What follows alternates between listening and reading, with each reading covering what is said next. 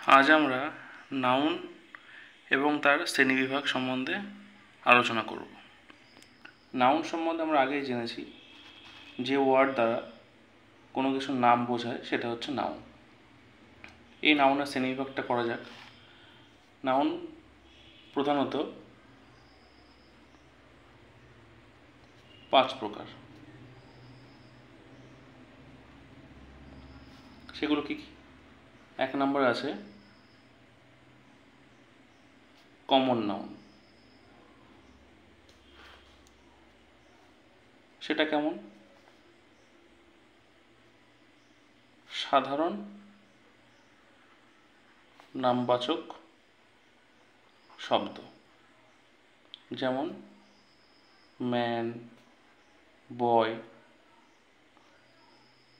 Etc, যেগুলো সাধারণ নাম। 2 নম্বরে কি আছে? Proper noun. এটা কি? বিশেষ নামবাচক শব্দ, যেমন এই যে ম্যানের জায়গায় যদি রাম লিখি, ম্যান মানে যে কোনো ম্যান, সেটা কমন নাউন। আর রাম বলে নির্দিষ্ট করে বা বিশেষ করে বলা হচ্ছে যে রাম, বা যদি বলা হয় কমন নাউনের ক্ষেত্রে যদি বললাম কার, সি আর কার, যে কোনো গাড়ি। এখানে যদি বলা হয়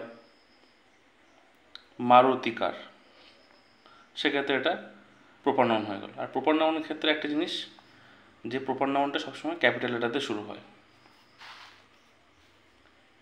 3 নাম্বার কালেকটিভ নাউন। এটা হচ্ছে সমষ্টিবাচক নাম, যেমন আর্মি, পুলিশ। আর্মি বললে সেনাবাহিনী, একজনকে নিশ্চয়ই সেটা সেনাবাহিনী হয় না, অনেকজন লোক। পুলিশের ক্ষেত্রেও তাই।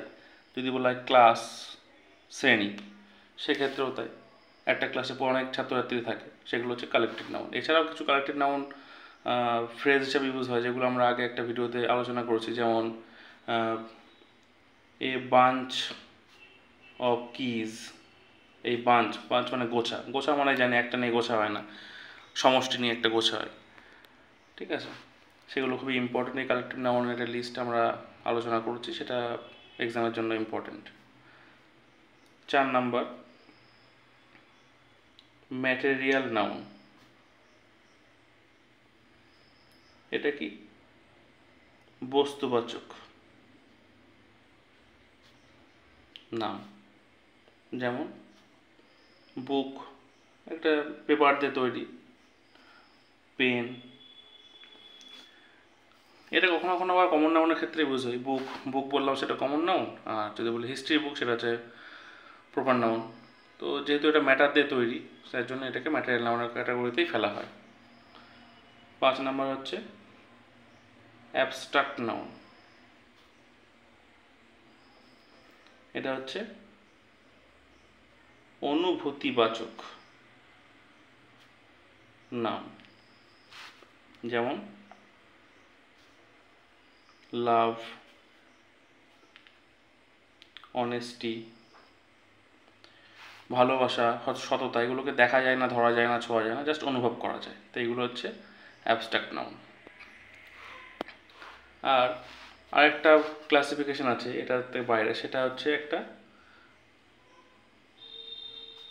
কাউন্টেবল নাউন, মানে গোনা যায় যে নাউনগুলো, যেমন পেন, ম্যান, এগুলো। আর একটা হচ্ছে আনকাউন্টেবল নাউন, মানে যে নাউনগুলো গোনা যায় না, যেমন রাইস, মানে চাল। অ্যাকচুয়ালি ভেবে দেখলে অনেকে বলতে পারে যে চাল তো গোনা যায়, কিন্তু সঠিক অর্থে চাল গোনা সম্ভব না।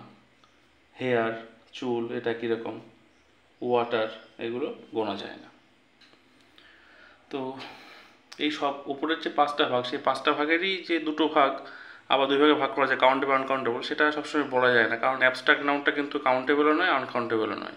তার জন্য এই কাউন্টেবল এবং আনকাউন্টেবল নাউন, এটা নাউনের আরেক রকমের ক্লাসিফিকেশন বলা যেতে পারে। তো আশা করি নাউন এই ক্লাসিফিকেশন সম্বন্ধে ওভারঅল একটা ভিউ দিতে পারলাম। যদি ভিডিওটা ইনফরমেটিভ মনে হয় এবং হেল্পফুল মনে হয়, তো অবশ্যই লাইক করবেন আর চ্যানেলটা সাবস্ক্রাইব করতে ভুলবেন না। Thank you.